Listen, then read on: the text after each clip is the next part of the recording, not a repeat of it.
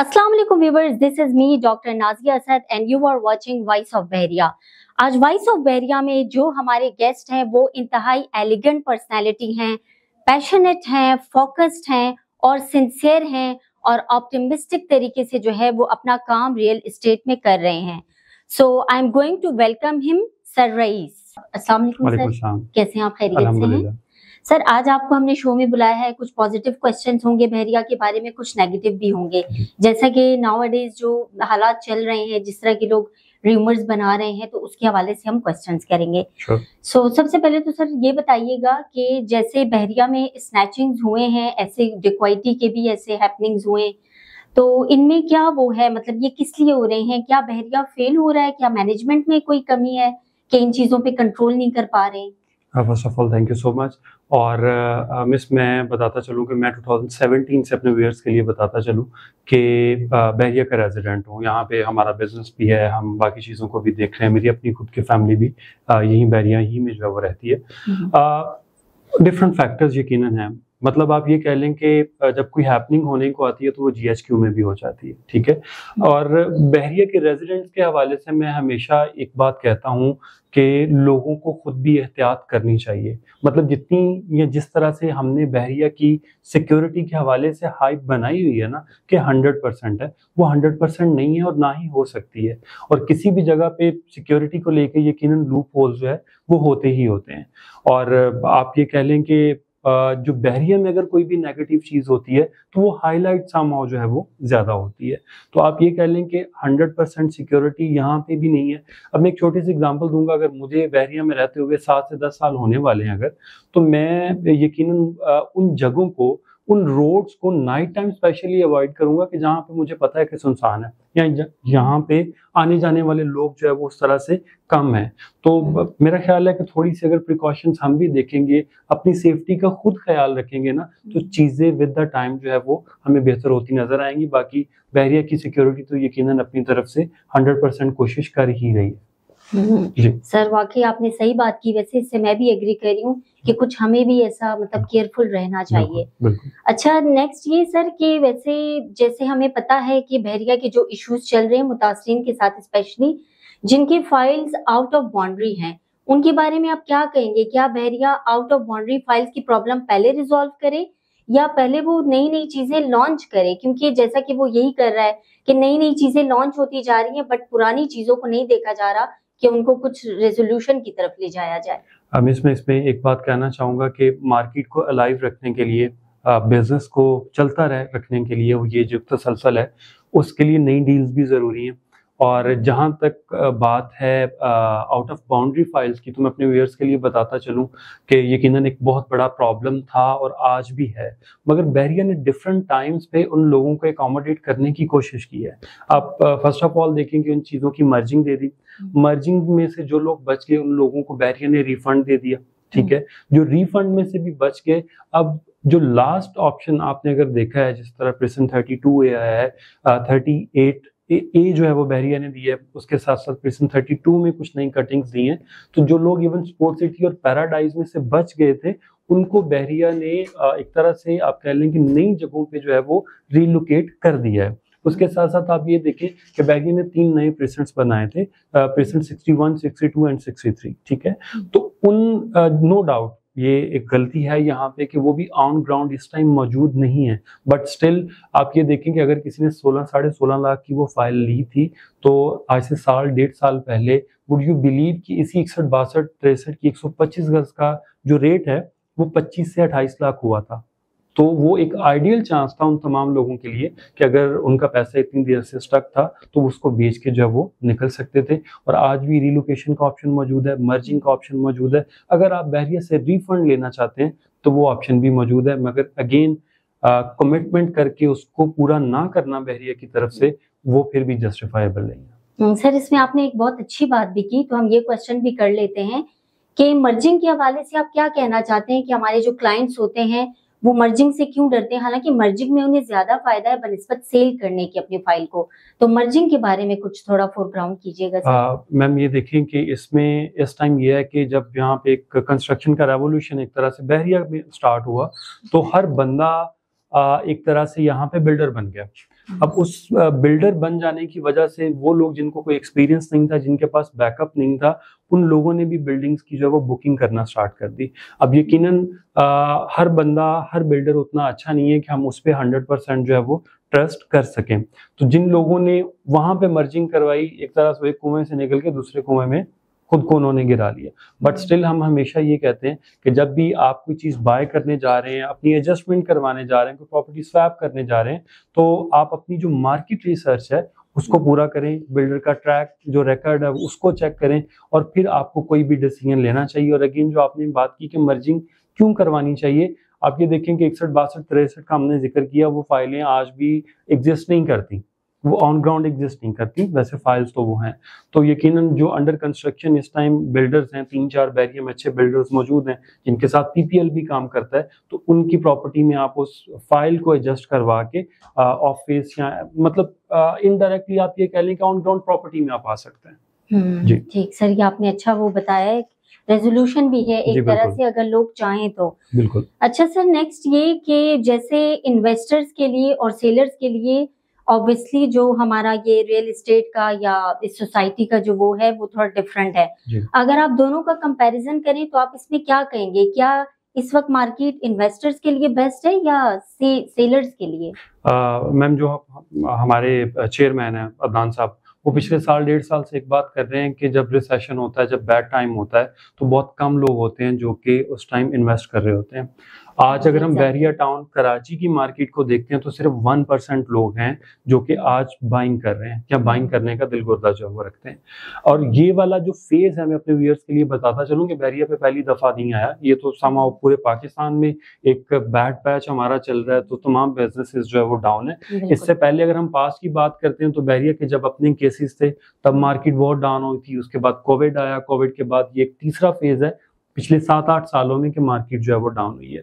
तो यकीनन जो आपका मिस सवाल है उसको अगर मैं देखूं तो आप ये देखें कि बाइंग करने का सबसे बेहतरीन टाइम वो होता है जब मार्केट डाउन होती है। यकीनन हम जब कोई छोटी से छोटी चीज भी खरीदने मार्केट में जाते हैं तो हमारी कोशिश होती है कि अच्छी और सस्ती चीज हमें मिले। तो आज आप ये देखें कि आपको रेडी टू मूव प्रॉपर्टीज आपको जो है वो 50% जो है वो डाउन मिल रही है। उसकी एग्जांपल इस तरह से आप ये कह लें कि स्पोर्ट सिटी विला 350 गज का वो विला जो कभी 3 करोड़ को टच कर रहा था, आज हमें 2 करोड़ प्लस एंड माइनस में वहां पे मिल जाता है। तो यकीनन this is the ideal time कि जब आपको बाइंग करनी चाहिए, आप रहने के लिए ले रहे हैं या आपने उस प्रॉपर्टी को कल को सेल करना है, दोनों लिहाज से ये आइडियल मार्केट है। एग्जैक्टली, बिल्कुल। दैट्स मीन के इन्वेस्टर्स के लिए बहुत बेस्ट टाइम है, तो हमारे जो इन्वेस्टर्स हैं वो प्रोएक्टिव हो जाएं। बिल्कुल। अच्छा सर, यहाँ पे हम बात करेंगे कुछ बिल्डर्स की भी, जैसा कि बहुत सारे प्रोजेक्ट्स हैं, कितने बहरिया में स्टार्ट हो चुके हैं और कितने हैं जो फ्यूचर में स्टार्ट होंगे भी।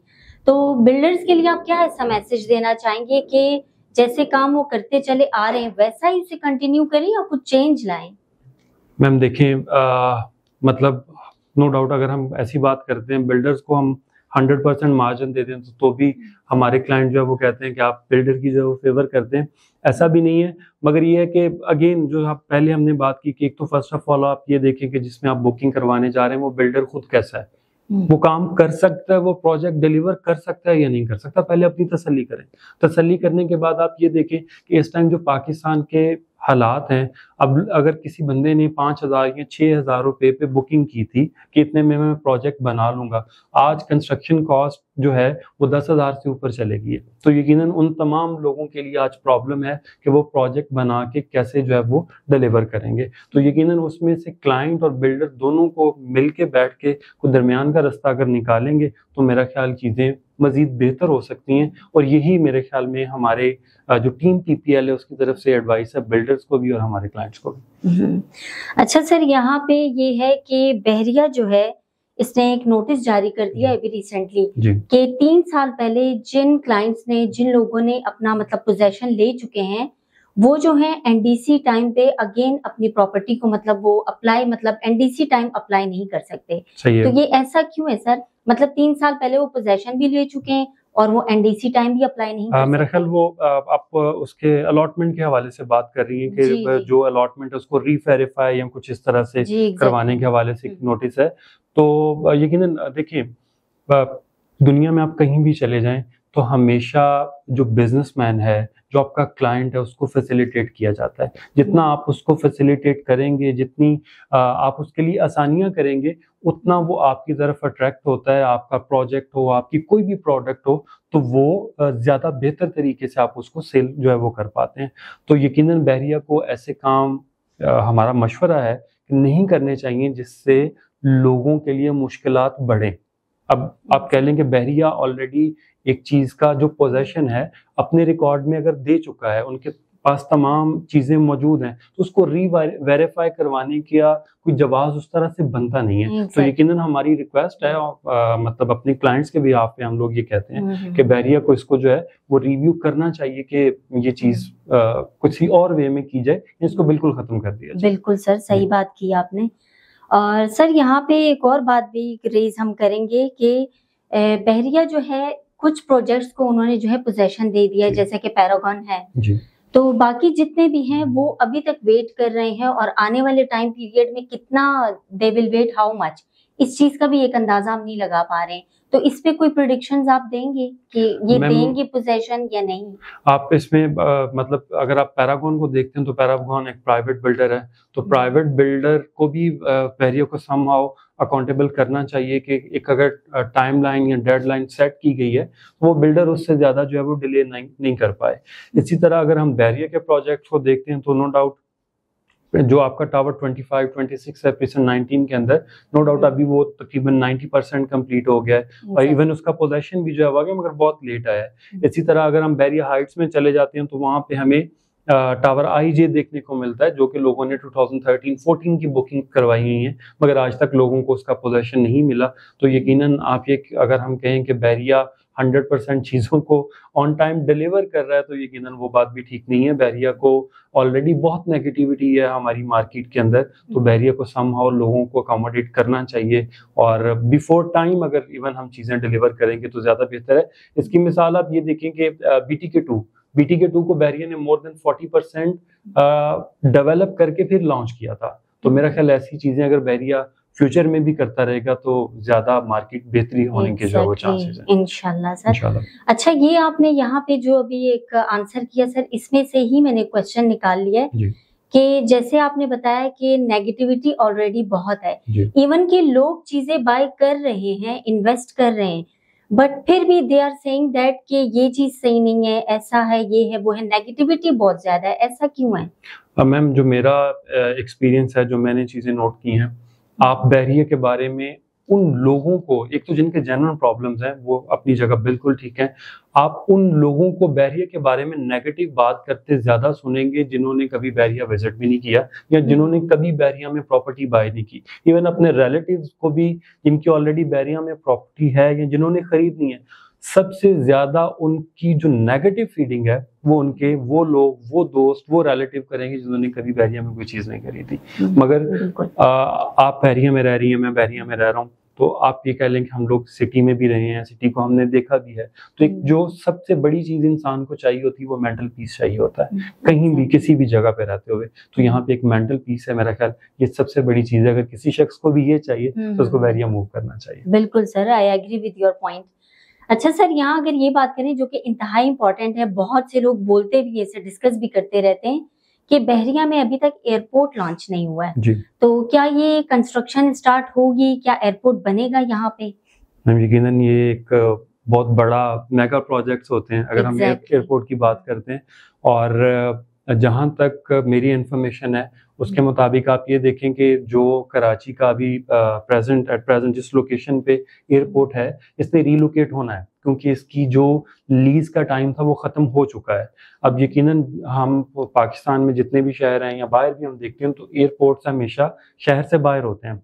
तो जैसे ये वाला हमारा एयरपोर्ट बिल्कुल with in centre of city जो है वो आ चुका है, तो एक्सपेक्टेड यही है कि कहीं जहाँ पे DHA सिटी की लोकेशन है, हाईवे के आसपास जो है वो हमें शायद इन फ्यूचर मिले। इवन आप अगर हाईवे पे ट्रैवल करें तो आपको एयरफोर्स की बहुत सारी साइट्स वहाँ पे नजर आती हैं, जो लोग ट्रैवल करते हैं उन्होंने देखा होगा। तो आने वाले टाइम में आप एक्सपेक्ट कर सकते हैं कि बहरिया के कहीं 10 किलोमीटर 20 किलोमीटर रेडियस में हमें एयरपोर्ट भी देखने को मिलेगा इंशाल्लाह सर, जरूर। Sir thank you so much, आप यहाँ आए और हमें इतना अपना कीमती टाइम दिया। व्यूअर्स, आपका भी बहुत बहुत शुक्रिया देखने का। मिलते हैं इंशाल्लाह नेक्स्ट वीडियो में, तब तक के लिए टेक केयर एंड अल्लाह हाफिज।